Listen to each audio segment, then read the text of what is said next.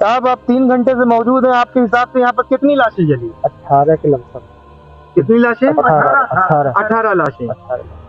3 घंटे में। नहीं तो जो 18 लाशें हैं वो क्या कोविड पेशेंट की ही थी? पूरा कोविड है, सभी कोविड है। ये बताएं, यहाँ पर जो हालात पहले कोविड काल में जो लाशें आती थी वो कितनी आती थी? सर पहले तो 200, 250, 300 तक। 300 तक लाशें जी, आती थी।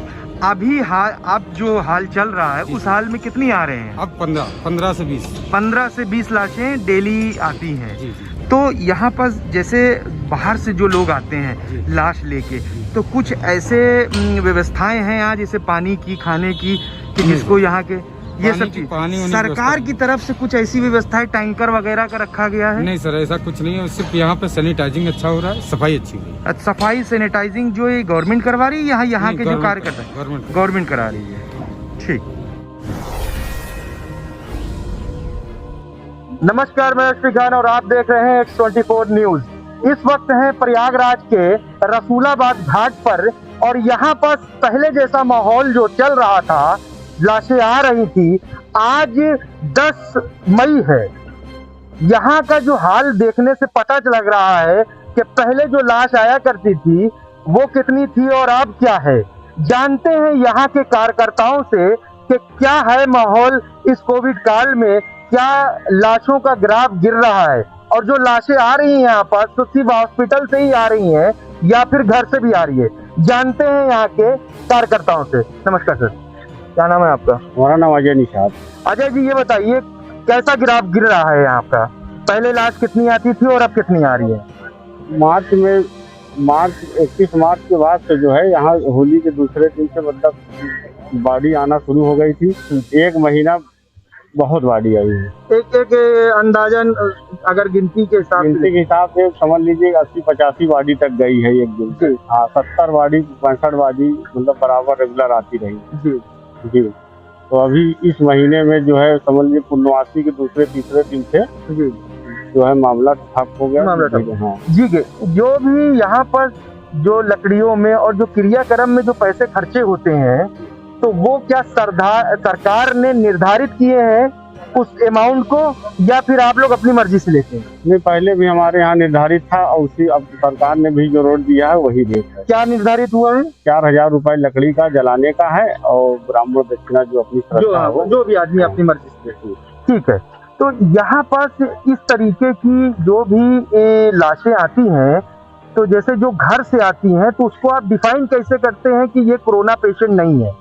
तो ये जब घर से आती है तो उसमें जो है ये मतलब समझ में नहीं आता, वो नॉर्मल तरीके से लोग आते हैं। और जो हॉस्पिटल से आता है किट वगैरह लगा रहता है तो उससे हम लोग हॉस्पिटल का मतलब सर्टिफिकेट मांगते हैं।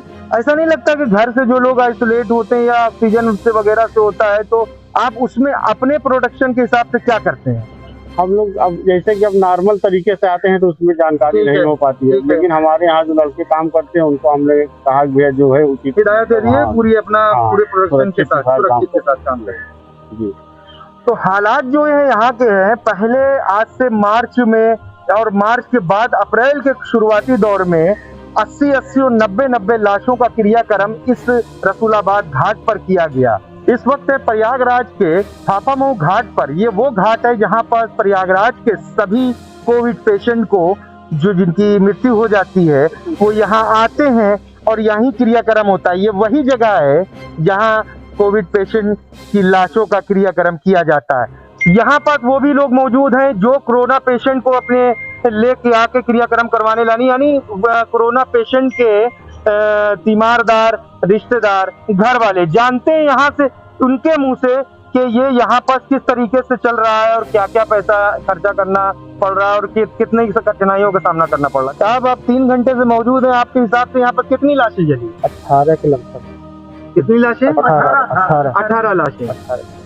3 घंटे में। नहीं तो जो 18 लाशें हैं वो क्या कोविड पेशेंट की ही थी? पूरा कोविड है, सभी कोविड है क्योंकि सब वो सिल के आ रही लाशें ना, कोविड का लेवल लग के आ रहा है ना वो। अच्छा। पूरा पैक आ रही है लाश। अच्छा, एम्बुलेंस के द्वारा आ रही है। जो भी लाशें आ रही हैं यहाँ पर लगभग 18 लाशें आ चुकी है और वो लाशें जो कोविड से डेथ हुई है, यानी उसको अगर शिनाख्त करना है तो वो पैक्ड लाशें हैं। जानते हैं उन परिजनों से कि क्या वो जो लाशें आई हैं उसके क्रियाक्रम में अभी जो लोग कहते थे कि मुंह मांगी रकम दिया जा रहा है, एम्बुलेंस का इतना दिया जा रहा है, कैसे मतलब हॉस्पिटल में मरे और कितना पैसा लिया एम्बुलेंस वाले ने? मैं यस हॉस्पिटल से मैं अपने पिताजी को लेके आया हूँ यहाँ जी।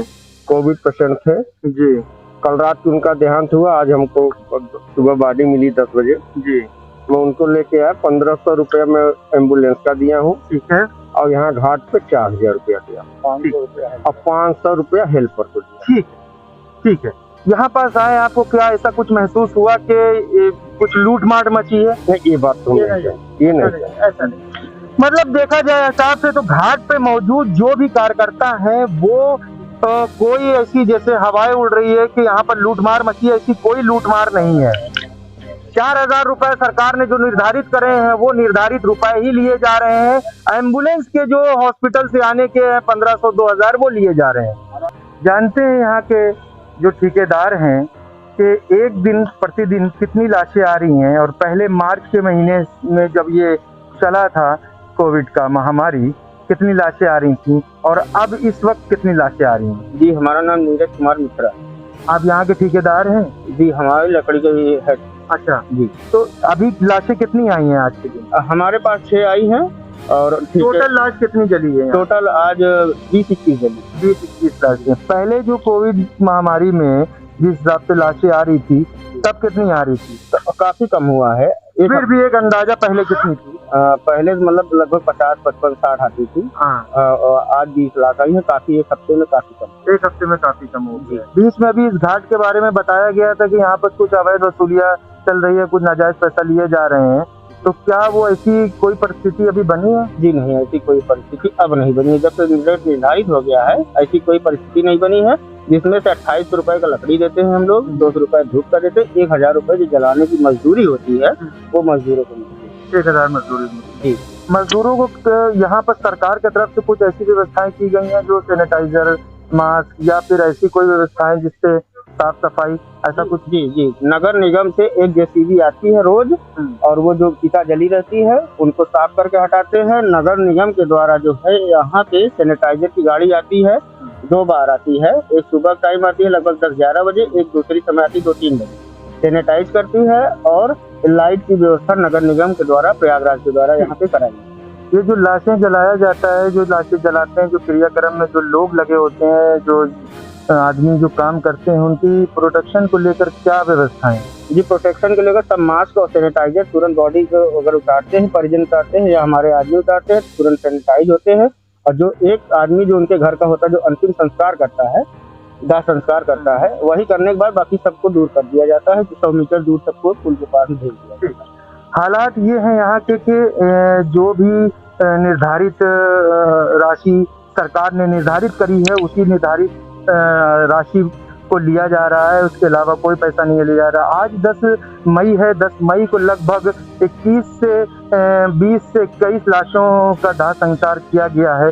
और नगर निगम की रही बात, तो नगर निगम यहाँ पर रोज सुबह जेसीबी आती है और पूरी साफ सफाई करके चली जाती है। यहाँ के जो ठेकेदार हैं उन ठेकेदार का कहना यह है कि पहले के मुकाबले अब लाशें कम आ रही है। कैमरा पर्सन आकाश राय के साथ मैं स्टीफान और आप देख रहे हैं X24 न्यूज, सत्यमेव जयते।